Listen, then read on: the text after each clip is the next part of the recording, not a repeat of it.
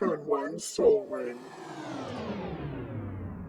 Did you guys see that they're redoing the first Pokemon movie? Pokemon 2000? Yeah. I love Pokemon 2000. Are they going to call like- it Pokemon 2020? I don't remember what the title is, but there is a trailer because it has like new animation and everything. Okay. Yeah, Yeah, I it's, loved that movie. I yeah, still do. right? I don't know if it stands up, but I do love the part where they're all the Pokemon cry. Yeah. And it turns, Oh. spoiler alert, and it turns Ash from stone to a real boy. Yeah. Yeah. What is Mewtwo Strikes Back? That's the second one. God, they're Eric. doing the 'Cause second he one. strikes back. Right. It's not called A New Hope Strikes Back in Star Wars. Okay, not as excited. Yeah, I was just mentioning because like the animation style is. Is it weird? Do they still do the Pokemon show? Do they still do new? Yeah, is I think the so. anime still going? Yeah, I think so. So it's not going to be in the style of Detective Pikachu? No, That'd be cool. I still have to see that movie. Me Apparently, it's too. really good. Yeah. Very good, thanks. I Is the Sonic also- movie out? Yes, Is it? That's 68 mil in its opening weekend.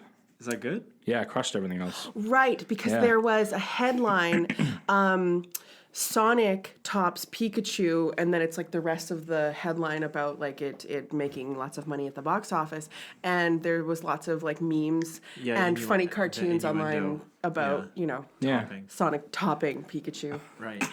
Oh boy. but yeah, they redid how Sonic looked, and I think the money shows that it paid off. Yeah, and they got a lot of guff for that in the People were original mad. trailer. They Yeah. didn't like how he looked. Oh no, he looked terrible. Yeah. I'm a big Sonic fan, and I was really not. I wasn't gonna see the movie. They redid him. I'm like, that looks like Sonic. I'll see that movie. I will see. You'll get my money. Yeah. Did you have get my money now. Sega? Was Sonic on Sega? Sonic was on Yes. Sega, and Yeah. I had Nintendo. Good times. I don't know if that has anything to do with it. It was like, It's like the forbidden fruit. It's like Xbox versus like- PlayStation, right? Like there's different things on different platforms. Yeah. Yeah, it's proprietary Yeah. sometimes, like Halo and Xbox. Yeah. yeah. Or does PlayStation? PlayStation has. PlayStation has like, It's like- especially now, like Xbox has Forza, Halo, and Gears of War. Right. PlayStation Gears of has Horizon Zero Dawn, God of War, Spider-Man. Spider-Man, that was the one I was thinking Spider-Man's big, yeah. of. Yeah. Cool. Seems like a lot of fun. Yeah. Final Fantasies have been exclusive to PlayStation in the past. Oh, that's right. They're now on both, which is cool. So Many a nights I spent watching my oldest brother play Final Fantasy VII on original PlayStation. sweet. Nice. I watched my brother play a lot of video games too. Yeah. Yeah. I didn't have a brother. Oh, womp womp. Poor Eric's just, Eric's just watching the menu screen. Is someone I going wish to come I in here knew and how to play play. this? Somebody gonna come in here? I would always ask my brother if I could have a turn. Or could I play? And he's like, you are playing, like in The Simpsons Yeah. with Bart and Rod and Todd. Yeah. Yeah. Mean. You're lucky you didn't have a brother. They're Yeah, mean. I'd get to play when they died, when Patrick died, but that didn't happen very often. So And then you would die fast. right, and then I you didn't get play much again. return. Oh, Yeah. man. Isn't that the way? Well- Life of the youngest child. Yeah, what are you gonna do, right? Yeah, we're all babies. Yeah. We're all the youngest Oh, of the litter. the runs. Right. Well, let's start the show, shall we? Let's. Right. Well, welcome to Turn One Soul Ring. I'm Kevin, And I'm Eric. and today on the show we have a very special guest host, our editor, Ainsley. Hi, I'm special. You are. And we're going to be talking about today a new player's experience in Magic the Gathering in the form of your experience, Ainsley. That's right. Yeah. Cool. And My like into first it. time. you're, and like I said, you are the editor of the podcast, so true. we appreciate you. That's You have to nice. listen to us ramble and cut through everything. Yeah, It's true. She's- crap. Yeah, she's heard all the raw files, Yeah. all the horrible things we've said. When cats jump on the table, When somebody goes to the bathroom, that too. Yeah, when cats start playing with the toy. they do that. We get distracted. Well, they're too adorable. easily. Come on. Yeah, they're just beautiful kitties. Why don't we sort of explain your we explained to the editor, but why don't we explain like your relation to Eric and I and like your relation to the podcast, and that's just funny little Easter egg here. The Turn One Soul Ring intro, Turn One Soul Ring. That's actually Ainsley's voice, altered to sound like a deep robot voice. So now you can hear the original. Turn one, soul ring. That's Hey. there you go. You can isolate that. Yeah. Yeah, I recorded that and I played it for Kevin and I was like, what do you think of this? He's like, yeah. It's cool. Yeah, Okay. I liked it. I like it. Yeah. And it just stuck. Yeah. So my relation to you guys. Yeah. Okay, so Eric's my friend. Hi. Hi, Eric. We met through Kevin. We did. We met through That's right. Kevin. Yes. And Kevin and I met through OkCupid Oh wow. 6 years ago. That's right. Kevin and I are partners, and Kevin had been talking my ear off about Magic and Magic cards, and it was great. It was all very interesting. She has like- to say that. It was interesting. And I remember you telling me about other podcasts or about podcasts, about Magic podcasts that you listen to and referencing them often. And I remember saying to you, you should have a podcast. You know so much and you talk about it so much, and it'd be great if you had an outlet to talk about it that wasn't just me. There we go. Yeah, so that seed kind of got planted, and then Yeah, and then I went and talked to Eric, who knows way more than me, so that I wouldn't have to do Oh, way more. all Thanks. the work. oh, that's nice. Yeah. I know things. Yeah. Yeah. Oh yeah. So yeah, you're the dynamic duo, and Yeah. I offered to edit the show. Which is really nice. Yeah. Yeah. Thank you. Yeah. For free. For free. That's right. Yeah. Yeah, I edited out of the goodness of my heart. Yes, you do. What a good heart. It's good. It was. So before we get to, well, I guess it is kind of the main topic, but how did you get into Magic? What's your Magic origin story? Well, my first experience with Magic. So I have an older brother, and he was really into Magic when he was younger. And one of my first memories of Magic the Gathering was my brother had a big binder full of cards. It was this big green binder. And one day it just was missing. And I guess, I don't know if he thought my mom had stored it somewhere or what, but he couldn't find it. And for years he tried to find this binder of Magic cards because there was probably valuable cards in it. And it's probably true, there probably are valuable cards in it because it was old. And still to this day, we haven't found it. So I don't know Whoa. if it ended up in a garage sale or Does something. one and of his like dirtbag friends take it? could be. He had some dirtbag friends. Yeah. I bet he did. What? That's a possibility. Yeah. People know there's value in there. Maybe. I doubt it was taken by a friend. I have a feeling my mom, like, threw Put it in a it garage somewhere. sale or something. Yeah. But, yeah, so I knew of Magic the Gathering. I kind of knew the gist of it. And it wasn't until you got into it again, Yeah. because you used to be into it when you were younger. Yep. And then, yeah, you started talking about it, and I started hearing about it. And yeah, so that was kind of interesting. I kind of was able to learn a bit about the game and the cards and that kind of thing before I ever actually played it. So I had a fundamental understanding of the game. Yeah, we're just trying to kill each other. Isn't that the way? That's the way she goes. That's kind of nice to be able to understand it as well, because there's a lot going on in Magic. It is very complicated. Yeah. It's a bit of a intimidating game to get into if you know absolutely nothing about it and have never played it. Yeah. But you're a games person. We're all, gamesy. We're gamesters. Like games. Games are good. I like games. Yeah. I feel like, there's two kinds of people in life, right?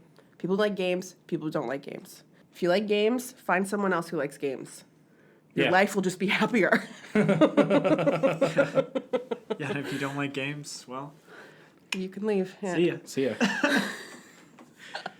I also think games are great too because I think people always just think sometimes you're just wasting time with games. But if you are playing new games and seeking out new things, it's keeping your brain active and you're having to learn these new things. It kind of just like keeps the wheels turning and stuff, right? So, in a way, games are good for you. Games are good for you. No, Yeah. it's exercising like strategy and math and Yeah. politics that go into a lot of games. Like those are all muscles, and if you know Exactly. like any muscle, if you don't use it, it atrophies. And those are all incredibly valuable life skills to be applied in every facet of your life. Yeah, Absolutely. and you don't even notice it. Strategy, sometimes. seriously. Yep. Yeah. Absolutely. Like it's a good Politics. strategy Yeah. to stay right in the grocery store with your cart. What are you doing on the left side? It's like Don't a you road. play games? Treat it like a road. Come on. Oh boy, it's sidewalk too. Stay to the right. Come on. Stay right. Yeah. It's like driving. Come on. Unless you're in Europe or elsewhere where you predominantly It's the are opposite on the way. left side. Yeah, then you Sure. stay to the left. Just stay where the cars are. Yeah. Well, that's the nice thing about parts of the United Kingdom that I've been to before is so people walk on the wrong side of the sidewalk here, but in the United Kingdom, when they walk on the wrong side of the sidewalk, it's the right side of the sidewalk for me. So like Oh, so they then should be you're- walking on the left because they drive on the left, but they walk on the right because they're doing it wrong. But works for me perfectly. Everybody's on the right. Sure. It is zany, yeah. People are doing it wrong. Everywhere. Well, at least here and there. People don't know how to walk. Oh no, It's hard. Yeah, they should just stay home, I think. Eric, do you want to talk about the Challenger decks that Yeah. that got fully spoiled earlier last week? Earlier, yeah, February 15th. 4 days ago. I didn't even notice that these were spoiled actually until I saw this, so. All right, there Yeah. you go. But of course, so we have the new Challenger decks coming in. So as before, Challenger decks, they're a 60 card deck with a 15 card sideboard. If you want to start playing standard, the idea is you can pick up one of these decks, go to your F&M, and you can actually just play right away. That's right. Right out of the box. I was just going to say that. What's an F&M? Friday Night Magic. Oh, Yeah. Hey! excellent. Learning new things every day. And so looking at these decks, there's going to be 4 again, like there has been in the past. Yep. And I quite like what they've done this time compared to other times. Yeah, they reprinted some of the best cards from Throne of Eldraine, Yes, which is going to be in standard for a long time. Although they didn't print Great Henge. That would have been nice. that would have been nice. Thrown like 4 of those and But I think also my main problem last time was that we were in the guilds, and then 2 of the decks, or was it even 3, were like there was a monocolored. red and white. Yeah, there's a essentially. red deck and then a white deck, Yeah, which that- are pretty much the same thing, Right. and then In 2 other decks. Right. It's an aggro, Yeah. fast damage type strategy. Yeah, so I think they did a very good job this time of spreading out what the decks do, Yeah. and also just like the color dispersion is really nice as well. So we do have the 4 of them are Allied Fires, Final Adventure, Cavalcade Charge, and Flash of Ferocity. And the color combinations on those Allied Fires respectively? is it's Jeskai /5 color. Okay. Right, because you have the Fires of Invention, so you can cast spells for free. So yeah, Allied Fires is really cool because it is based off the card Fires of Invention, Right. which is 3 of anything in a red for an enchantment. You may cast spells only during your turn, and you can cast no more than 2 spells each turn. But then you can cast spells with CMC cost less than or equal to the number of lands you control without paying their mana cost. That's right. So if you have 6 lands, you can play 2 6 CMC spells on a turn. Yeah. Yeah. And Pretty then you strong. and then you can use those lands for mana to activate abilities, anytime. Exactly. You can still do that. So the deck has 5 different planeswalkers. You have Kenrith, the Return to King, Nice. and there's some other Buy a stuff in box there. promo for Yeah. Throne of Eldraine. This is a really fun deck. It's been very popular in standard since Fires of Adventure came out. So it's really cool that they printed this deck that you can just go pick up. Right. And then make some modifications too, so it's Even like better. up to snuff. Up to snuff. Probably one of the little more interesting ones was they did the Final Adventure, which is kind of like an adventure style deck. So we have the adventure cards from Throne of Eldraine, Right. which you can cast like an instant or sorcery spell, and then you can still cast the creature side to it. Yeah. And so this deck Old is adventure mechanics. deck? This deck is blue-black and has a lot of cool adventure cards. They did print again the Murderous Rider, which is kind of getting up there. Yeah, there's 2 of those in there, right? They got 2 in there, Yeah. which is really nice. And then I think Knight of the Even Legion is up there as well because it's like a 1-drop with Death Touch. Yeah. Yep. So that's up there as well. So it's really nice. Again, good reprints. Cavalcade Charge. It's a mono red deck, so it's kind of they always have a red deck. Red deck wins. Red deck wins. This one works off the Cavalcade of Calamity. Whenever a creature you control with power 1 or less attacks, Cavalcade of Calamity deals 1 damage to the opponent. So you have a bunch of like 1-drop creatures. Yeah. And you just like ping out your opponent. Bingo. This one I think has the least amount of value, though it does have an Ember Cleave in it. I think that's like a $20 artifact. Oh boy. Yeah. And then my favorite of the bunch is Flash of Ferocity. That's the Simic one? It's the Simic one, so it's Simic Flash. So you have your Nightpack Ambushers, keep making wolves, and then you just like play spells on your opponent's turn. Yeah, that's what.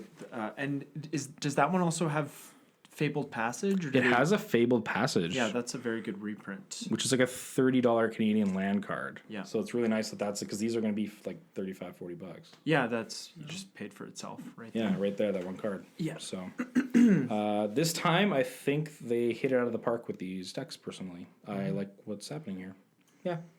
Oh, 3rd time's a charm, Yeah. I guess. This is the 3rd time. Yeah. Yeah.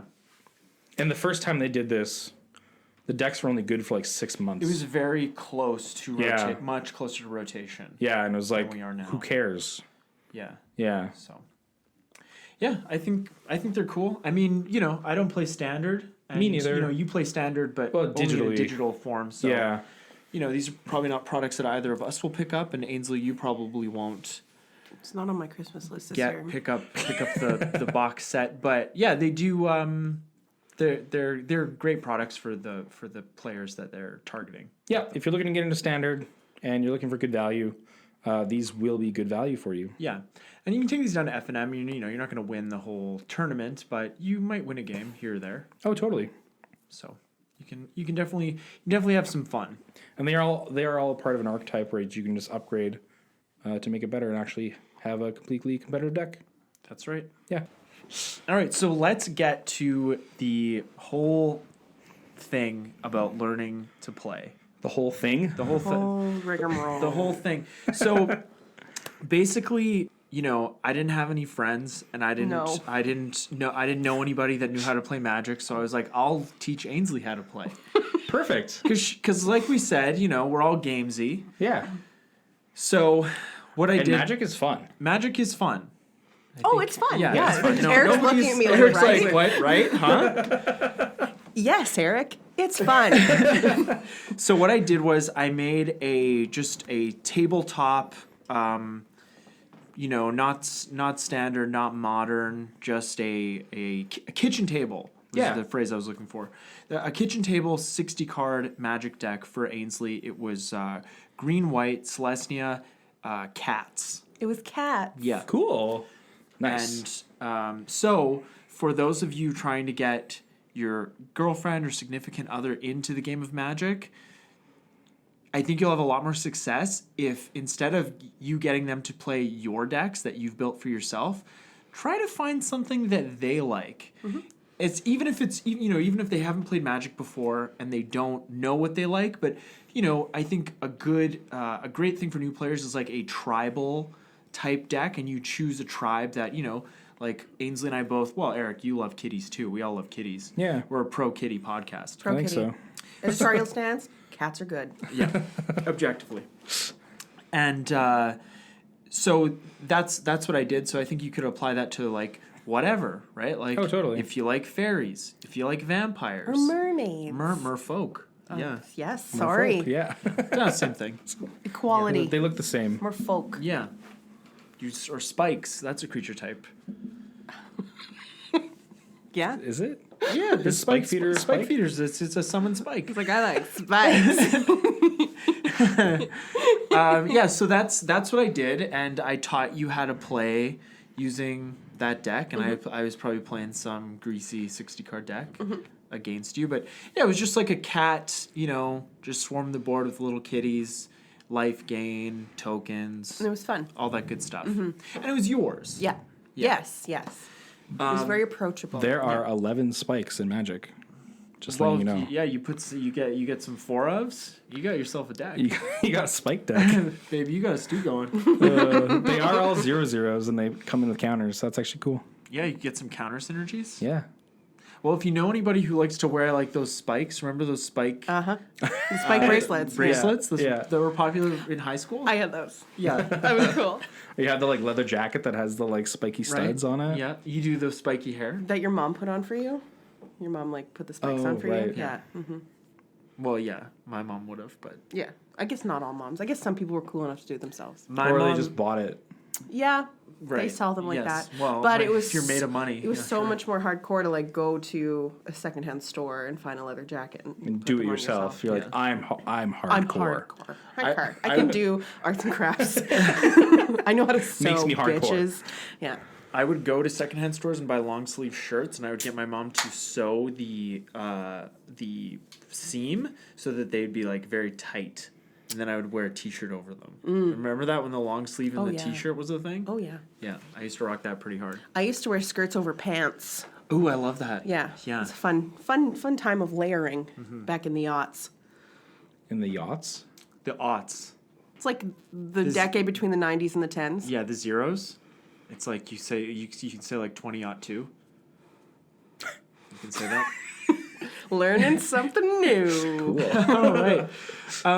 So yeah, that's sort of how I got you started. And really all that I did was I looked up the comprehensive rules of Magic because I was also getting into it. This was also the time where I was kind of getting back into the game. I was looking at all my cards from years and years of collecting and having them sit in a box.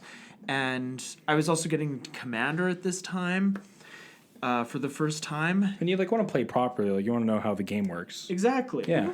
And so I learned a lot from doing that, just Yeah. looking at the comprehensive rules and going through the phases of a turn and just breaking it down very simply. Well, having to teach someone else something is a great way to become more knowledgeable on the subject. Absolutely. Yourself. Absolutely. Right? Yeah. I have here is age a factor in learning to play Magic? I mean, obviously you can't teach. It'd be very difficult to teach Magic to a baby. Well, yeah. Right? So age is of course a factor, but I know when I learned how to play, well, I'm just using that as like a jumping off point. I know that when I learned how to play, I was about 9 or 10, and I really didn't have a firm grasp on the game. And that being said, that some of that is potentially the teacher. And that was a different time where like you didn't have the internet as a resource and you could look up the rules and how everything worked. So I think that I even remember like I had a friend that he collected Magic cards, so we would play with them, and like mana burn was the most confusing thing ever. We're like, what is this? It doesn't exist anymore. no, I it was going to doesn't. say, what is that, eh? But at that time, it was confusing as all hell. You just take a damage for each unspent mana in your pool, right, at the end of your turn. That's how it works. Right. But then you're like, why would you have mana left over? And then like, what is... Yeah. Oh, I didn't understand. When I first started playing, I didn't understand the difference between basically a land. I didn't understand that the mana pool was this intangible thing where the mana goes. Right? Until You're you just use like... it. The land, you tap the land to play the thing. Yeah, so... Because you didn't know there was a mana pool. No. Yeah. And there's quite a bit of that going on. Yeah, I feel like at each time I got back into Magic, I was a little bit more equipped to understand it. But Just keep building on like kind of like what you've known in the past. yeah, so age is a factor, but I don't know how much of a factor. I think a lot of it is, a lot more of it is potentially the teacher. Yeah. Sure. Yeah. I saw a meme the other day that was, you are never too old. It's never too late. So, you're never too old to learn how to play Magic. Yeah. Sometimes it is too late though. Like if you're careening off a cliff in your car, like Well- it's too late then. It's like maybe I could go to law school. It's like no, you're done. While you're plummeting to your death? Yeah. Too late to go to law school.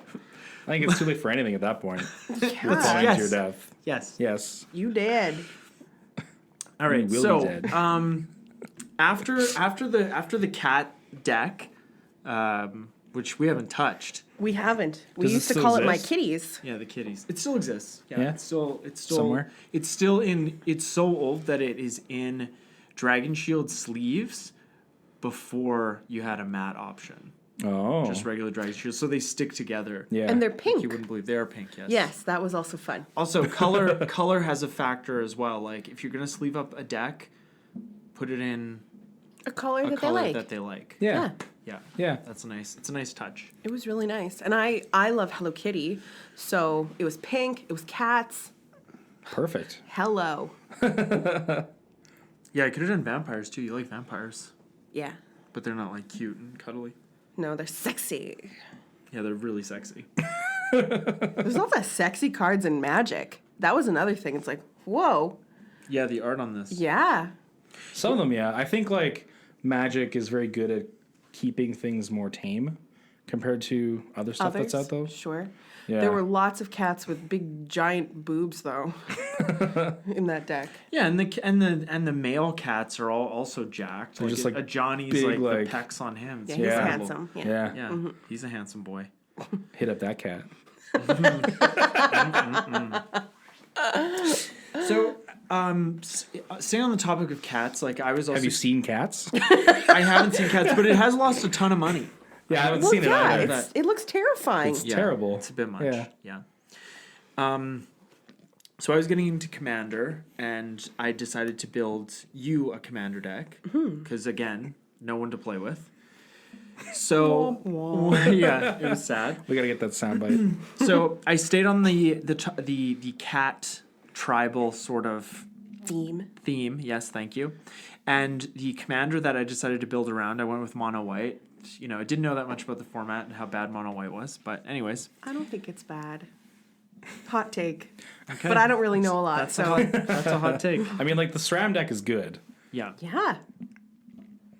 But we'll save that for later. So Kemba Ka Regent. She's got some cans on her. She's 1 and 2 white for a legendary creature cat cleric 2/4. At the beginning of your upkeep, put a 2/2 white cat creature token onto the battlefield for each equipment attached to Kemba Ka Regent. Right. So yeah, this deck was a equipment synergy deck. You know, you've got ways to draw cards based on equipments, and then at the beginning of your upkeep, you get a bunch of 2/2 cat tokens. So it was it wasn't really a Voltron deck. It was more like a go wide deck. You just get a bunch of cat tokens and you just swing in. And Attack. Or the fences. swing for the fences. Yeah. Yeah, that's a good one. Jump over the fences because it's cats. What's that funny thing that all the young kids are saying? He protect, he attack. He roll over on his back. Yeah, I don't know. Yeah, that's good because it's cats. Oh man, we're so young Yes. and hip. That is That's the thing that they that's say. a meme. Yeah, well, yeah, I'm one to talk. I like the stonks meme. Stupid. It's stupid. You'll be like giggling, and then you turn your phone over to me, and I'm like, I don't stonks. like The it. stonks meme again. Yeah, Get it. I'm not sure that I get it either, but I think But it's you'll funny. love it. I love it, yeah. You know, You admit it. you like what you like. Heart wants what it wants. So, anyways, so Kevin that's Hart swan stonks. yeah, it does. That's how the deck started out, and I thought it was a good idea to keep the deck monocolored because it's just less things to worry about. You don't have to worry about fixing. You know, you kind of Yeah. do, but not Yeah. nearly as much. Not as much. It does keep things a little more straightforward. Yeah. Yeah. And also going for a combat damage strategy, I felt was very straightforward for a beginner.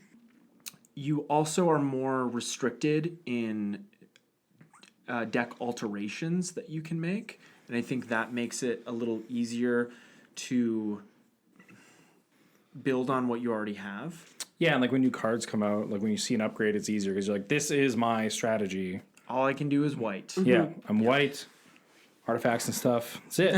I'm white.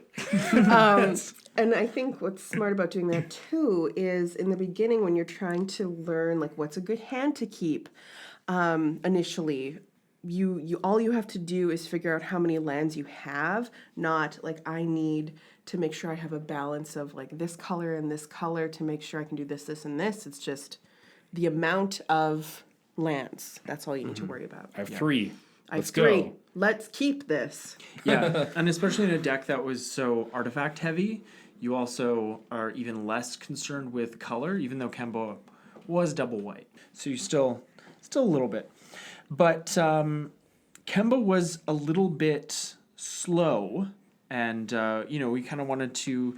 You play a deck, and you kind of want to make it the best that it can be. And in mono white, with the skeleton of the deck that already existed, I thought the best thing to do was to make the switch to SRAM Senior Edificer, who at the time was a brand new card that had been released in the 8th Revolt set, which was couple of years ago at this point, probably more. Yeah, SRAM is 1 and a white for legendary creature Dwarf Advisor. You got it. He's a 2/2, and whenever you cast a vehicle, an aura, or an equipment spell, you draw a card. So it's pretty straightforward. He wants to be a Voltron commander. Yep. And he also has like card advantage built in, which is always good in Commander. Yeah, and especially that being something that is One of White's inherent weaknesses. Yeah. Yeah. And so, in doing this, by this point you had already, you understood how to play and you were pretty proficient at the game. But I think, in retrospect, a Voltron commander might have been even easier to play as a beginner. Mm-hmm. Than the Kemba. Right. Right. Mm-hmm. Yeah, no, she appealed to the cat lover in me, but yeah, SRAM was definitely, I definitely started to enjoy it more once you switched out him, because like you said, the Kemba deck was slow, and well, slower. I didn't know. I just thought maybe I was slow. But then it's like, so once you kind of put SRAM in and the deck got a bit faster, and you're I was drawing cards every time you're playing something, it feels like. Yes, and I was able to kind of do some things and attack, and I kind of felt more confident. I enjoyed it more and wanted to play more. So that was definitely very helpful. And it's a straightforward strategy, right? Build up your guy, attack with your guy, Boom. Protect your guy, right? Save your guy. Save your guy, and that was good. And it's a good way to get to know all the artifacts in your deck because there was such a focus on it. Mm-hmm. So and different ways to tutor for specifically. Mm-hmm. And then also, if you are like playing more artifacts, you're drawing more, so you are seeing more of the deck on a average basis of playing. Mm-hmm. And that's definitely probably the most overwhelming part of, not the most overwhelming part. It was an overwhelming part of learning how to play, especially Commander. There's so many cards. Mm-hmm. And I don't know what they are. I don't know what's good.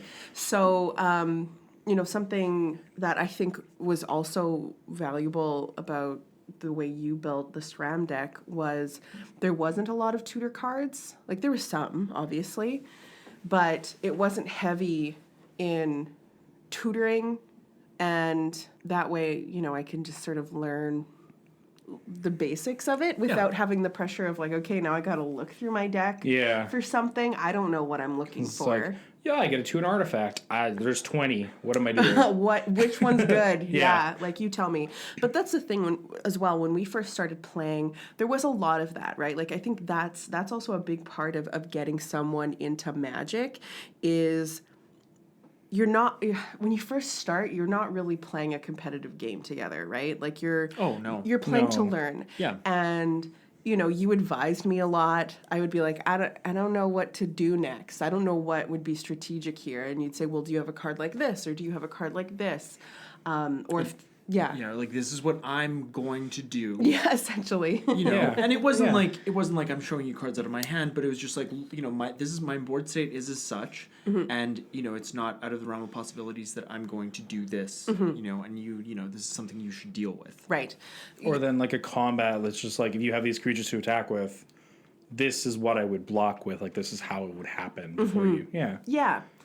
Yeah, and there's so many layers to Magic, and there's so many layers to a game of Commander. There's multiple strategies kind of going on at once and multiple factors, right? So you have the factor of what cards am I pulling? What is my opponent doing? what do I have in my hand? You know, how's my opponent coming at me? Are they coming at me? Or it's kind of like coming at me. So I think having as few layers at a time, like to start initially, right? So just sort of keeping it a little bit simpler, Yeah. right, to Yeah, start. simplifying it. And, you know, kind of initially making it, okay, the point is to see what cards I get and to figure out how to play them right now in this game and not really look at sort of the bigger picture. Yeah, and I think with a Voltron strategy, what's great about it, especially SRAM, is, you know, you're playing an equipment or you're playing an aura. The aura is going right onto SRAM in most cases, and your strategy is, I want to make SRAM's power as high as possible so I can deal 21 damage to an opponent as quickly as possible, and beyond that, the only thing I'm interested in, past staying alive, is making sure SRAM can attack without blockers. Or if there are blockers, SRAM is so big that they're not going to want to block. So I think that's why Voltron really lends itself to a new player experience. Yeah, totally. You know, like we've said that Magic is a complex game and is difficult to learn and does take years to learn. I mean, we just you know, like I'm still learning things about the game and the stack and priority and how all that stuff works. It's very complicated. I'm still learning stuff too. Yeah. Yeah. Like Magic is such a large game that there's so much to dive into that there is like stuff you can keep learning about the game as you play over the years. Yeah. But you know, beyond like learning what was in your deck, like what were some of the things that were the most difficult to sort of wrap your head around? You know, we talked a little bit about the mana pool, for instance. Just things that Do you are know what the intangible. stack is? That's the order of actions. Yeah, the order in the of game? resolutions from spells and activated abilities. Yeah. Yes. Yeah. Yeah. I know that. Yeah. And that was a tricky part. There's lingo, right? There's words that mean certain things and can be like, okay, yeah, that one has haste. I'm like, And I'd be like, you're no, gonna have to it's- tell I me was what like, that no, means it's again. unaffected by summoning sickness. You're like, what's summoning sickness? I mean, that one.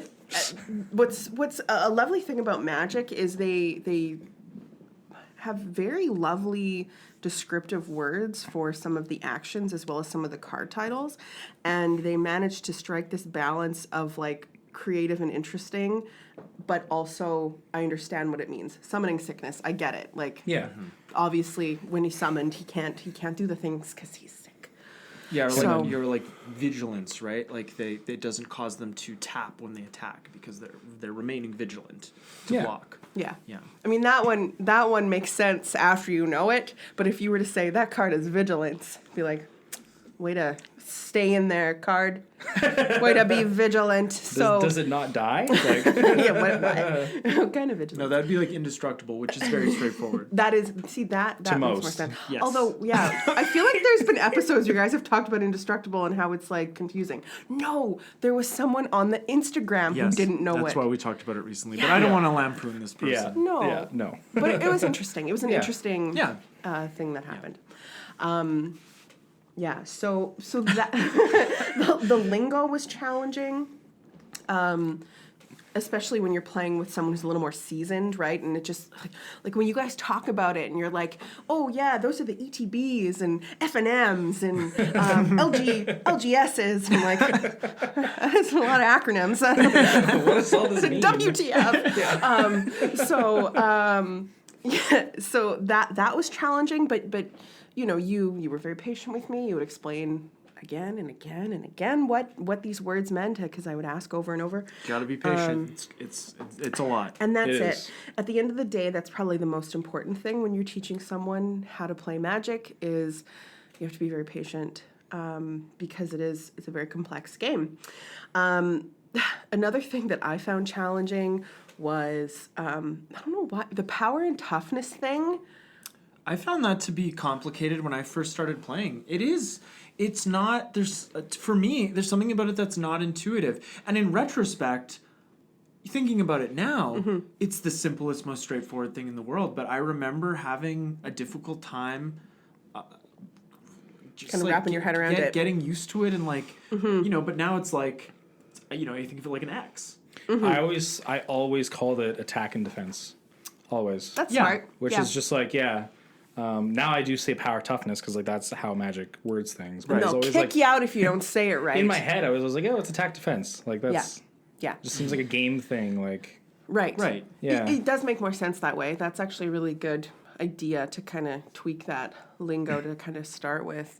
I just struggle to wrap my head around. I'd be sitting there with guys, or when I was playing my Kemba deck with tokens, and it's like, okay, so should I attack you with these guys, or should I not, because they're just gonna die Right. If I block. if you block? Like that was challenging. Yeah. That took some time to kind of get my head wrapped around it, and even still I have to Oh, I have to do math when I'm playing. think about it. I have to. Yeah. I have to think about Yeah. it too, and especially in a token-based strategy, like any go-wide strategy, you end up doing so much math. there's a lot of math. There's a lot of math A lot of math in Magic. in general. Yeah. Yeah.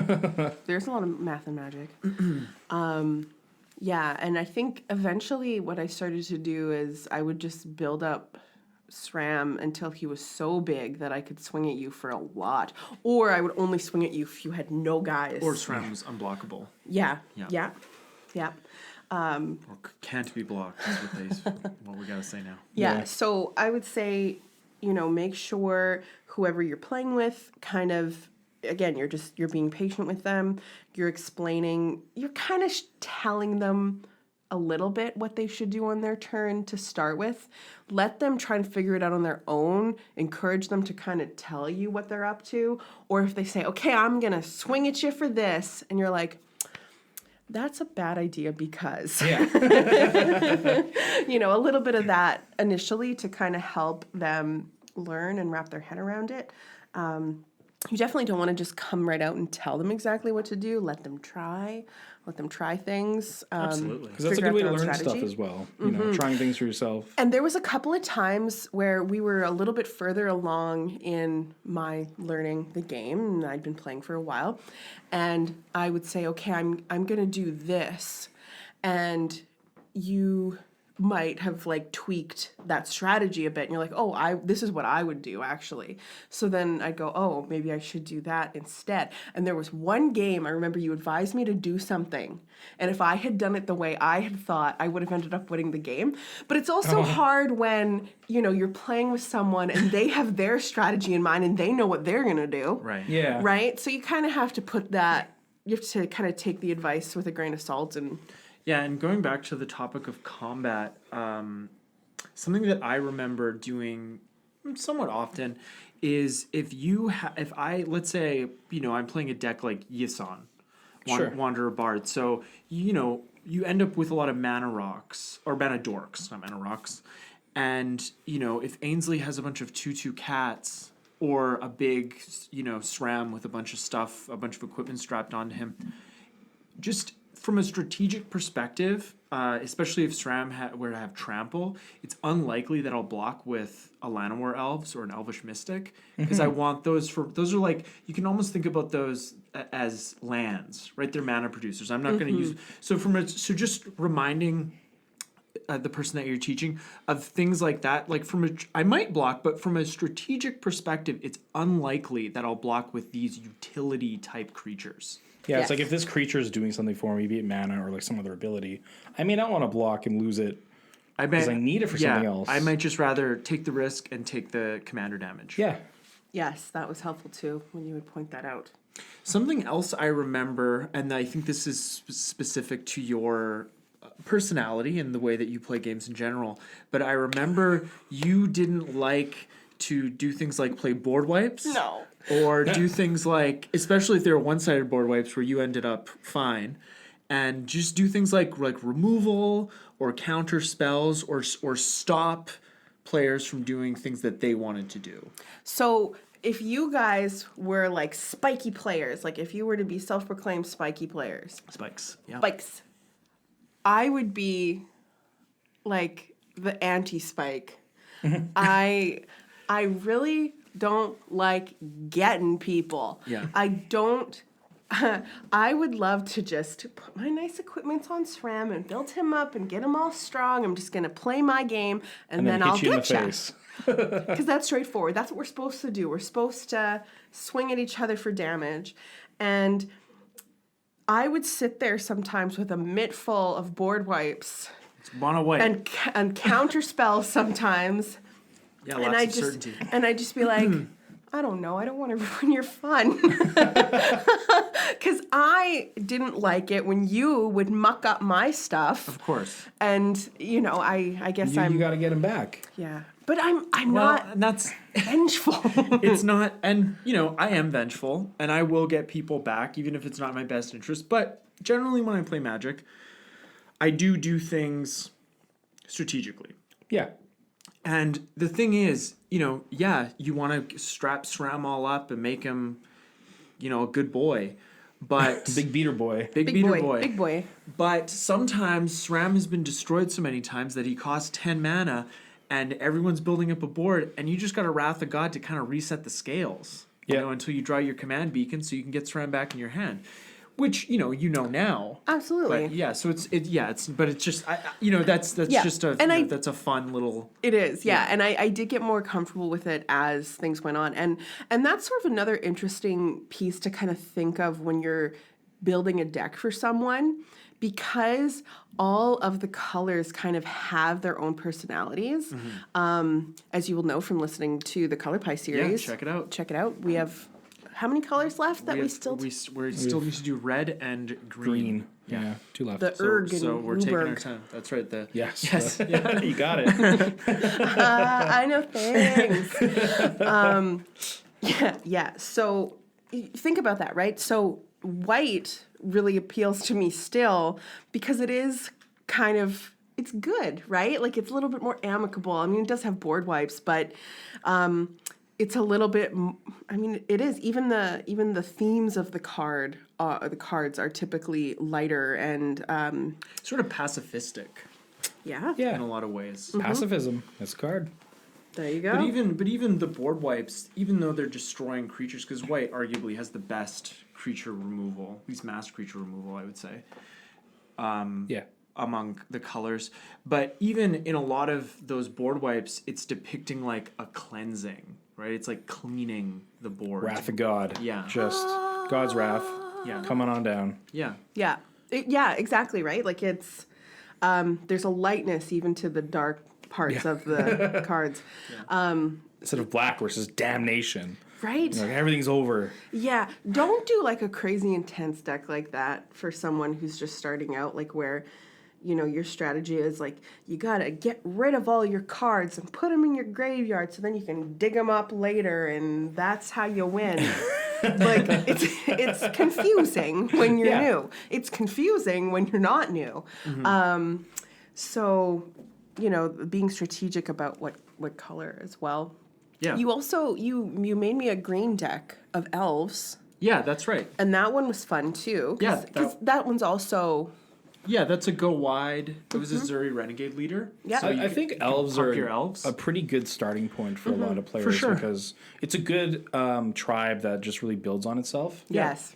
And it's strong. Truly. Very And much so. I remember being like, I have so much mana. Yeah. Like Yeah, I can. like, What am I can gonna do? I don't know. Things like What am I gonna do with all this mana? Yeah. So that's another good beginner color, I think. Yeah, so that was difficult at first for me to kind of get over that. And again, I think it just kind of went with, I was trying to figure out what the heck I was doing. And once I figured that out, it's like, okay, I feel more comfortable mucking with you now that I know. Yeah, what's going on. absolutely. Yeah, what's good. Don't play it. If you're playing against someone, don't play one of the decks where you take their cards. Well, sucks. I think we both agree on that one. And what about doing things at instant speed? Oh yeah, so that was challenging for me too. So I don't know if you're familiar with the game Wizard, Eric. It's kind of like It comes in like a little blue box, and like Yeah, that I've, is true. You take tricks. I've take played tricks. Wizard a long time ago. yeah. There's trump. It's similar to whist for those who may know about that. Or like spades or hearts. Kind of, yeah. There's Yeah. trump suits, and you're taking tricks, but in Yeah. hearts you're trying not to take tricks. Oh, I used to love playing Hearts. Oh man, like Good on game. PC, Windows, whatever, Yeah, 90 we whatever. just- Oh yeah. Hours of that. And Yeah, when you broke literally. hearts, there was that little ching, like the glass breaking sound. Good times. Yeah. So in Wizard, when you play a wizard, it is like the ultimate trump card. It trumps all, and you get to take the trick. And in Wizard, you have to call how many tricks you're going to get. When I play Wizard, if I have a wizard, I like to play it as soon as I possibly can, get my trick, and we're good to go. Kevin likes to keep his wizard until the end, and then he kind of swoops in and takes the trick, and that's sort of his strategy. I don't think that's He what swoops always in. happens. But Swoops He in. swoops. sometimes I'll say 0 and then I'll try to get rid of my wizard. That's fun too. But that's a risky But game. he's leaving it for a strategic time. Sure, yes, exactly. Instead of just jumping the gun. Right. And that's fine too. So with me, I think that's sort of like my instinct. It's like I have this card, I want to play it, I want to Yeah. get it and make sure I can get it done, right? Get in, Yeah. get out. Yeah. So I would have cards in my hand, it'd be my turn. I would have the mana that I had, and I'm like, okay, I have this card and I want to play it. And Just play it. it would be an instant. Like Pat exile. Yeah. So it's my turn. I play my instant. And Kevin would be like, so You should wait. you should wait. If you're not going to use the mana. If you're not going to use mana. So, right, if you're not going to use the mana, wait until a more strategic time to use that instant. So, because there's the flow of actions in a turn. Yeah, there's untap, Untap. upkeep, Combat. main phase, Draw. phase, main phase 1, Yeah. combat, all the phases of combat, main phase 2, then we go to straight to end step, End step. and then discard. And technically there's a cleanup phase. Right after end step. Yeah. 'Cause that's when you discard. Cleanup is like checks your hand size. It removes damage off of creatures. Right. They go back and all that kind of stuff. So I was Yes. low key counting on my hands there how many steps that is, and I have all my fingers up. So Okay. It's yeah. There's a lot. it's a lot of steps, right? Yeah. And there's a lot of phases in a turn. And that was another difficult thing to wrap your head around, to wrap my head around, maybe. No, yeah. Me too. To wrap anyone's head around. Yeah. It's tricky. Of course. and actually with the turn thing, there's actually a really nice I think you just type it into Google. There's a really nice image that somebody's made that just has the everything's laid out and it Yeah, has different I've seen color that. codes to it. Oh. Yeah. And it's actually really nice for newer players. Visual aids are good. Yeah. Yes, absolutely. Yeah. Yeah. No, that's also really smart. Do some Googling before you teach someone. Mm-hmm. Google what Eric just said. That sounds great. That would have been very handy. Yes. You did great, but that would have been very handy. Yeah, because I found that confusing and try to remember that along with what all the words meant and what cards were in my deck and all that jazz. Yeah, so I always wanted to play my instance when it was my turn. It's my turn, I play my instant. And you would encourage me to play it during my second main phase? Is that when you play instance? Well, that's when you do everything because you go through combat before you play anything generally, even lands. But Because the thing about it is if we're talking about instance or any other type of card, in general, what you want to do is you want to wait as long as you possibly can to do anything because you're gaining information as you Yeah. go, and the more information means you can make the most informed decision possible. So if you're playing stuff on your first main phase before you attack, you're giving your opponent more information before you attack with the creatures that you have, because now you've already spent mana and played cards, and they're like, oh, I have a better decision of what I can now do with the stuff that I have. For sure. I'd say another good strategy when you're teaching someone to play Magic who's new to Magic is don't try and sit down and explain everything At once. in a shot. Oh, of course not. Yeah. Explain the phases, explain the gist of what you're trying to do. You are trying to get rid of this person's life, right? Or explain what your deck does. And basically what the strategy of the deck is and what you're trying to do. But yeah, I'd say let it unfold and explain it as it unfolds rather than trying to explain it all up front, because it's overwhelming. It's a lot. It's a lot to learn. Very much so. Yeah, I can't imagine explaining it to someone without even having like cards in front of me. Oh no. Like I feel like I would get overwhelmed. Yeah. There's too much going on and too much information to not have something to visually see and look at to like. And then every time, you know, okay, if this happens, there's so many forks that can come off of that. Oh yeah. So it's like those so choose much. your own adventure books from Yeah. elementary Yeah. school, Goosebumps. Scholastic Book Fair. Oh man, Yeah. I never read any of those, but I knew of them. it was fun. But then you'd start choosing your own adventure, and then you'd end up in the same route over and over again. It was stupid. Yeah, I wonder if those are still around. Like if they still print new ones. If they still make choose your own adventure books, Yeah. I could see that. Yeah. I feel like it's kind of fun. It is. It's also a way to not have to read the whole entire book, which is also kind of fun if you don't want to read the whole book. Yeah, I never thought of that. Yeah, good times.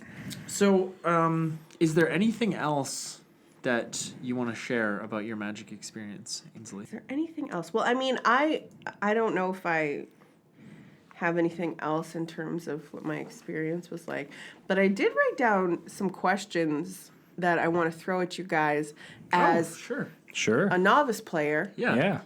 as your editor, Yep.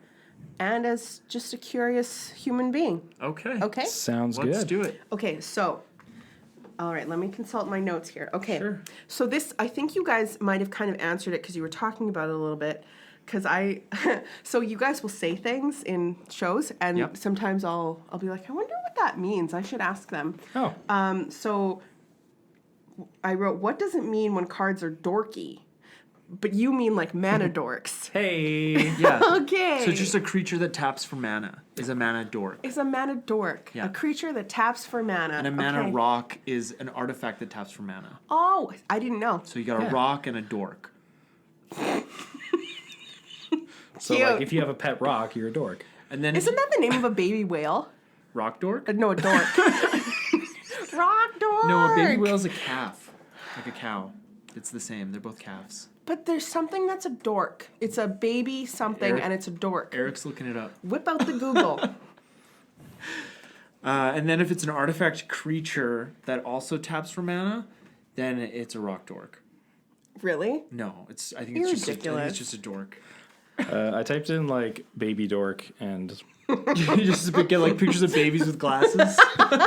Oh no. Nerd babies. I feel like okay. I'm not gonna Google it now, but you know, if you're out there and you're like, warhorse little baby dork. I don't know, like it could be in French. I'm trying to remember. yeah. Anyway. Anyways, yeah. Okay, what does it mean when you get 2 for 1? Oh, Eric, why don't you take this one? Sure. So you have a creature, and then you decide to put an aura on it. So now that creature has an aura on it. 2 cards. 2 cards, and then somebody takes their 1 removal spell and hits your creature, which gets rid of both those cards. Ah, Yeah, so you've spent 2 cards, and the opponent's only spent 1 card. neat. So they're ahead. Right. And you lose your auras, but you don't lose your artifacts. Your artifacts stay on the board. That is If true, they're yeah. equipments, yeah. If they're stay on the equipments, yeah, board. they will If they're stay. equipments. Yeah. Yeah, that's why I opted That is why for... I did say aura. Yeah, that's why I opted for equipment when I was building SRAM. Because you could totally go the aura route. You could even go the vehicle route if you wanted to. What are vehicles? I've never even encountered these. They are they're a card... Is it a card type? It's an actual card type. It started in Kaladesh, and it's a certain. It's an artifact, and then it has a crew cost, so you can tap creatures equal to the crew cost for the power, and that artifact turns into a creature. So if a vehicle has so they're artifact vehicles, and if they have a crew cost of 3, then you have to tap creatures with combined toughness, Power. power of 3. And then that artifact vehicle becomes a creature until end of turn. So you can attack with it. And oftentimes with the vehicles, their mana cost versus their power toughness, you got a very good rate for it. So you'd have like a 3 mana 5/5. Cool. Anytime I put one on the field, I would go, because it's a vehicle. That's why we don't have any artifacts in SRAM, because I knew you would do that. Don't need any of that. Unpredictable. Okay, what's a lands matter deck? Kevin has one of these, and I don't. I have a couple of these. So a Lands Matter deck is just when you have a commander like, let's say, Lord Windgrace, who just the commander or Omnath Locus of Rage. The commander cares about lands either entering the battlefield or entering the graveyard, and a lot of times your deck, a regular commander deck should have anywhere between like 35 and 37 lands, and in a Lands Matter deck, you have closer to 50 lands. It's closer to half the deck. So, it's your commander has landfall, so whenever a land enters the battlefield, or you have like the Gitrog monster where whenever a land enters the graveyard from anywhere, which makes the Gitrog monster so good, that's a Lands Matter deck. So it's just where... It's like a lands deck. Yeah, So it's it's what it your means. strategy is lands. Yeah. Lands matter. The lands Like matter. it Yeah. literally is what it is. Yeah. And that's what's interesting again about Magic is sometimes the lingo is super straightforward. It's literally lands matter, right? Yeah. But then it's like The thing explains the thing. the thing explains the thing. Okay. So I also have like in the same sort of vein, like what's group hugging? When you say like it's a group hug deck, does that mean it's like helping other people out because like we're friends? Yeah, you used Yeah. to have a group hug deck, I right? used to have a group hug deck, Yeah. yeah, and it was really fun. So a lot of the cards in the deck are based around you are giving everybody some sort of benefit in the game. You get some mana. You get right. some mana. Like Oprah. Everybody gets mana. Okay, Yeah. cool. And so there'd be cards where it's just like everybody gets tokens, and then you get tokens, and also like a buff to your creatures. So it's like everyone's getting stuff. Yeah, or everybody gets to play an extra land on their turns. Everyone gets to draw an extra card at their upkeep. Yeah. And then a lot of group hug decks would have a strategy where they would do something late in the game after everyone's gotten this boost of resources to get big boards, and you play a card like Insurrection, which is gain control of all creatures, untap them, they gain haste. And then you could just take everybody's creatures and swing for lethal. So you're group hugging everyone, and then you just stab them in the back. Yeah, you take. That's one way to do it. Yeah. There's many ways to win with a group hug deck. Some group hug decks don't have a win condition. They just like to ramp everybody. And See, like that's like when you're that like, what you want? when you're playing like those games where you get to choose between whether you're the fighter or like a mage who uses magic. Or A healer? A healer. I would always choose to be the healer. I liked healing everyone else. I'm mage all the way. Yeah. Yeah, and- I want Magic damage. I want to attack yeah. from afar. Hey, we're a good team. Fireball in the face. That's nice. You're attacker. You're the magic man, and I'll heal. He said he wants to attack from afar. Yeah, like a magic man. But Yeah. I'm happy to be like I'll be an archer. I'm happy to be the rogue. Oh, nice. Yeah. Yeah. Nice and speedy. Yeah, I'll just get Yeah. in and like murder people and take their stuff. Rogues are fun. Yeah. Yeah.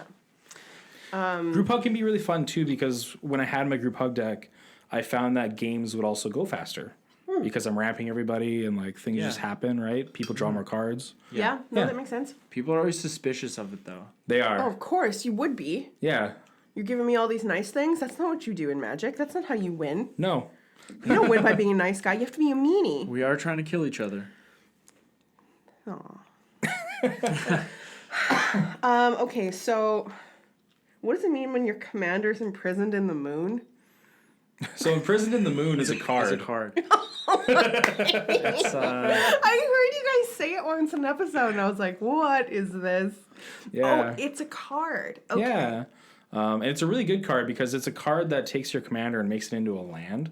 yeah, it's 2 and a blue for an aura, enchant creature, land, or planeswalker.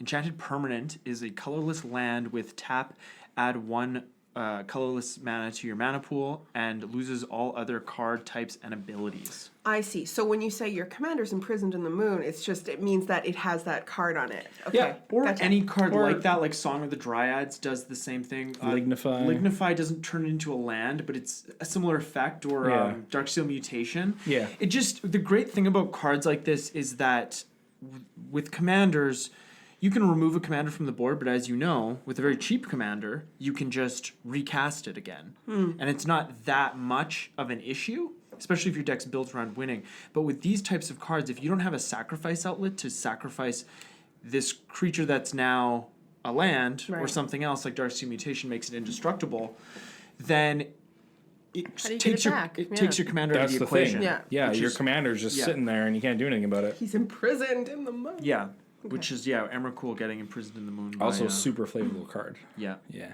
Cool. So, sort of in the same vein of lingo, you guys will say strictly better and strictly worse. Are these actual like Magic the Gathering terms that like people use, or do you guys just say this? They're like People say that. they're terms. Like Yeah. we didn't coin those terms, but No. when you talk about like here's a good example. So you have Soul Ring, which is one colorless mana for an artifact that taps for 2 colorless mana, and then you have Sisei's Ring, which is 4 colorless mana for an artifact that taps for 2 colorless mana. Sisei's Ring is a strictly worse version of Soul Ring because Gotcha. Cards are doing the same thing, but it just costs way more mana. yeah, it costs 4 times as much mana. So, we just say this, we just use those terms as to say that a card is very similar, but This is the objectively better. or Okay. objectively worse. But, it's just a, yeah. Okay. No, I was just curious if Yeah, it was no, like, yeah. magic lingo, or, sometimes in certain circles you can kind of. I think we did coin referring to this as imprisoned in the moon. I didn't even know we, Yeah. but yeah, thinking about it. But yeah, that is like Yeah. I think out of the names of those types of cards, I think that's the best way to say it. And the moon is the best Yeah. one, yeah. Yeah. So what is gold all about? Is it it's a color in the game? It's Oh, there's a couple. Is it in the Wooburg? What's all about Gold this? cards? What's this Yeah, gold? gold What is cards?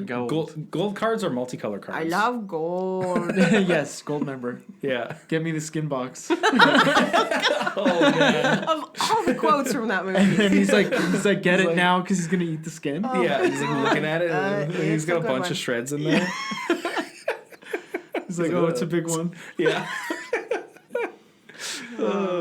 But gold cards are multicolor cards. So if you look at the borders of cards, like whites have white, blue is blue and stuff. If it's like a blue-black card, it'll have a gold border. Oh. Yeah. And that's when the color, if you have to play one blue and one black and then like one red, it'd have a gold border. But there's also mana symbols that are cut in half because they're hybrid. And so when you have when you have a card that's hybrid, that one will still have a border that's like the left half is white and the right half is blue. That one will be gold because it's like either mana. Right. Yep. Very fascinating. And then there's also an artifact gold token. Yes, they're cards that create a Gold. gold token. It's just called gold. It's completely similar to treasure. Yeah. You can tap, sacrifice it for Any mana. a mana of any color. Yeah. Is treasure a card? Treasure is It's a a token is a card. token. Cards produce treasures, like Dousing Dagger. Ah, in your yeah, Shrine deck. no, I know. There you go. I know about treasures. Yeah, No, Dousing Dagger doesn't produce treasure, but I know about you know them. about them. Yeah. I know. Correct. I heard. Correction. Okay, so I don't know if you guys will know the answer to this, but I just find it an interesting part of Magic in general. How do they come up with the cards? So, what's so cool about Magic the Gathering is that it's not just a card game. Right. Like, it is, right? But it's a universe that they've created. A multiverse. A multiverse. Yeah. It's a very cleverly written game. All of it, yeah. Yeah, like it's very interesting how dynamic it is. There's lore, right? And the cards and the titles of the card fit into the lore. And if you like lore, you should check out our Patreon page at patreon.com/turn1soulring. That's right. Check it out. Check it out. We have some sweet episodes about lore. We do. We have a few now. About the brothers' lore. The Brothers' War, War. right? You got it. I'm right. So what comes first? The lore or the cards? Is it in tandem? That's actually a really good question because I don't think we know the actual answer to that because we don't know how the think so. inner workings of That could Wizards be a cool goes. episode. Yeah, I know that they always release the because they used to do books. Yeah. They used to do novels, and now they release the story for a new set a few weeks after it is fully released, and they release it in chunks. Mm-hmm. I haven't read any of it in quite some time, but I know that they do it after the fact. And then you have the artists. But I think like they plan all of this stuff very far in advance. They must. Yeah, they already have like the next 2 or 3 sets already done that we don't know about. Not to mention the ones they've already announced. Those are all those are all printed. Well, actually, I brought up this page over like on Wikipedia in tandem with that. And so on Wikipedia, we have sets up to September 2022. And we have code names for them all. So there's like, after Zendikar Rising, there's equestrian, fencing, golf, hockey, ice skating, and judo. So they'll use those terms when talking about sets so that people don't know exactly what you're talking about, right? Right. Yeah, so they do have like a good 8 sets that they're always like ahead. Yeah. And so they want to make sure the story, people like the story. So we're going to this plane. This is the story that's happening there. And then I'm sure they do have a play test RNG group as well for the mechanics of the sets and stuff as well. I'm sure it's very in depth, the process. And all the artwork for all the cards, when the artists are doing it, when they're creating the art for the cards, they don't know the names of the cards, they don't know what the cards do, they get a general idea, and they create an image for that card. But they know very little about the specific. They may know what the card is called. They may know, yeah. Or they may get specific characters that they need to put into the card. But Let's take Imprison the Moon, for example. They're probably telling, like, there's a scene where the Planeswalkers put Emrakul into the moon, and this is the card. You know, and, like, people would make an art for that. Yeah, I imagine it's quite a lot of moving a pieces. clusterfuck of creativity. I kind of picture like a giant conference table with like 20 people sitting around it. Maybe it's not quite that many, but there would have to be so many people advising. You'd have to have people who are so knowledgeable of all the stuff that had been made in the past already.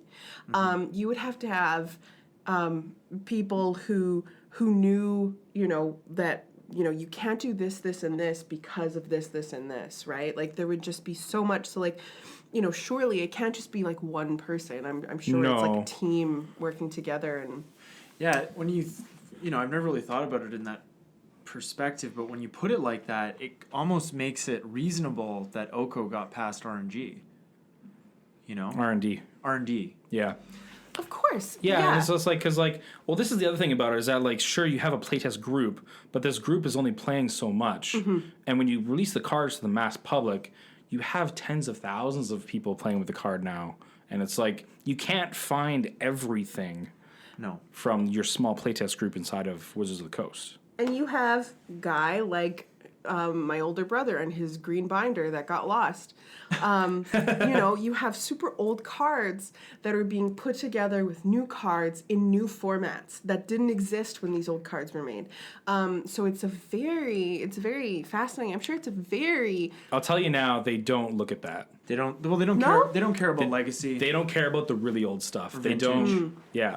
Because it doesn't make them money. No, it doesn't. So they kind of like, for when they're making new cards, especially for the standard sets, they're kind of just worried about what's going on in standard. They do probably look at modern and stuff, and they kind of like have that in the back of their minds, but that's not their and I guess Pioneer main prerogative. Yeah, it's not their main prerogative. Okay. Yeah. That's good to know. I imagine it would make it very complicated. I imagine you would just hit wall after wall if you tried to do and that. they have the power to ban cards. And so they it's ban like, cards, yeah. In Modern, if some ridiculous combo pops up, they'll just ban it. Because they're like, this was good in Standard, it sucks in Modern, so it's like, see ya. And they ban it when it's like it's not fun anymore, right? Like it's just too broken. When a deck with those combination of cards or that card just becomes too ubiquitous in the format, and everyone's playing that deck. So when the win rates are too high and like basically the meta shifts to like this one deck, like we saw with the Urza deck, there were tournaments of like... It's like 55%. Yeah, 6 of the top 8 decks are playing this one deck. You're like, okay, something needs to happen. Yeah. Okay, interesting. To get to just even out the meta, you want a diverse meta. Yeah. Yeah. You want to Because that's what's so fun about Magic. There's so many different cards out there, and there's so many different strategies you can do. Yeah. So you want to be able to play these different strategies, not just have 3 top tier decks and that's it. You're like, well, Yeah. I don't want to play rock paper scissors. of course. Truly.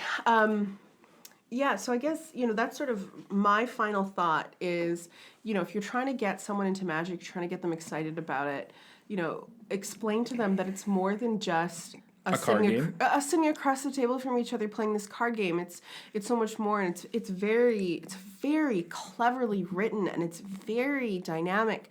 I remember thinking like how much it appealed to me. Like I like fantasy novels and that kind of thing. How much it appealed to me that there were cards like vampires who the utility or what the card did had to do with like taking life, right? Lifeline. Yeah. Right? That's what vampires do in fantasy and popular culture. I really enjoyed, like in my cat deck, that a lot of it was you would gain life, and cats have 9 lives, right? Yeah. So like it's very cleverly written, and it's very interesting kind of seeing all those dynamics with all the different kinds of creature types you can have and the different kind of decks you can have. And I think that's something that could get someone excited about it who really doesn't know much about it at all. And talking about terminology as well, I've actually grabbed the term flavor from Magic because they have flavor text, which Right. or things have flavor, meaning they just work together and like it makes sense with the lifelink and vampires and stuff. I kind of say other things, and other things now have flavor when they like work together well, because it's a Yeah. cool term to It is, yeah. So Magic has a lot of flavor behind everything because everything has a meaning and it like works well together and stuff. Yes. It's cool. It's very rich. Do you know much about that Mystic Warlords of Ka'a game? Nope, don't know what you're talking about. Is it a real game? I don't know. It's on the Big Bang Theory. They talk about it. I don't know. There's lots of stuff on there that isn't really real. So Yeah, I don't know if not- it's actually a real game. But Never seen it. in that game, it's a lot of like it's cards with sort of witty titles where the card does this thing, and the title is. Unless it's a spoof of Magic, and like they couldn't actually talk about Magic on the show, and that's why they came up with this thing. I don't know. Maybe it's a real thing. I don't know stuff. It's a fictional trading card game Okay. that first appeared in season 3, episode 5. Okay. Nice. I bet it's supposed to be like a spoof of Magic the Gathering. I wouldn't be surprised. And that's why. Because I don't think they ever mention it. There's a big list there's about 30 known Ka'a cards. That's so funny that they made it up. I thought it was a real game. Yeah. Wow. I need to brush up on my nerd culture. TV is a lie. Sometimes it is. They're just telling stories. Oh, man. Okay, that's fun. Well, you learn. You learn. Yeah, you live and you learn.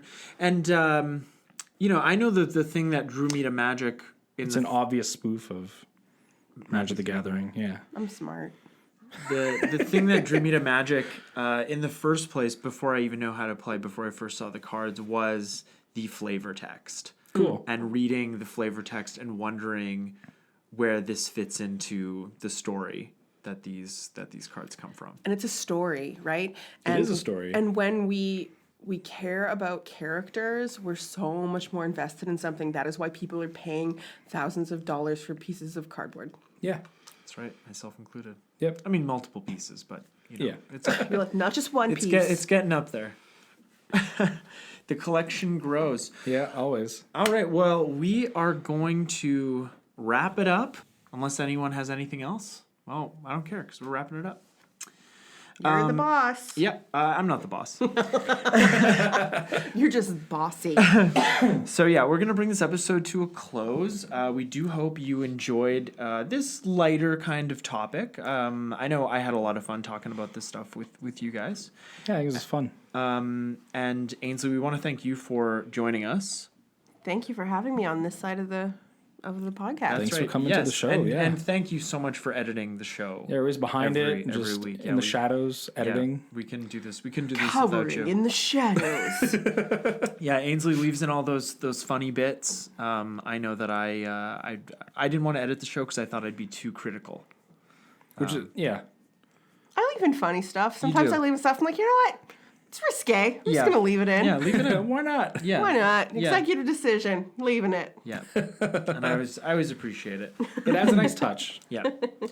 Do you have any social media you wanna plug? Where can we find you? I'm on the Instagram at Ainsley Amethyst, like the stone. Like the stone. Mm-hmm. Okay. All one word. Yeah. And you can find us on Instagram at Turn One Soaring the podcast, as well as all the podcast platforms, including YouTube, even though that's not really a podcast platform. There's a lot of podcasts on there. There are. And they're streaming, so it's kind of, Yeah. Yeah. Yeah. And if you want to send us an email, tell us about your Magic experience, you can find us at Turn One Soaring the podcast at gmail.com. Also, remember to enter our February Instagram giveaway. way to hit that R. Yeah, you got to hit the R, hit the hard R. It is the last week you're going to be able to do that. But if you forget, we're having another one in March. So there's one every month. All good, one every month. Yeah, Just don't forget. For now, remember. Done. But again, we want to thank you all so much for listening. And we appreciate each and every one of you. Thanks again. Thanks for listening. Bye now. See ya. Turn one soul ring.